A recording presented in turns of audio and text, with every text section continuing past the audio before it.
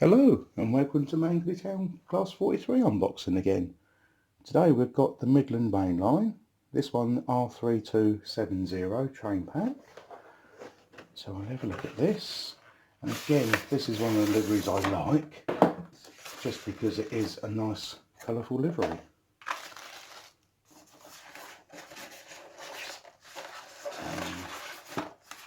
We have the power car, which is 43043.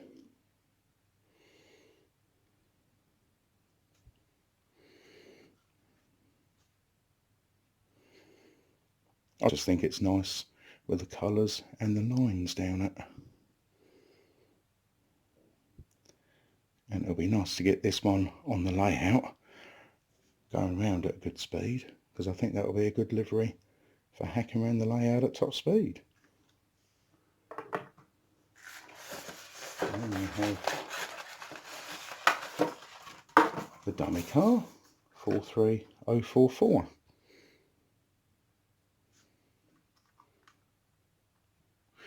No opening doors on this.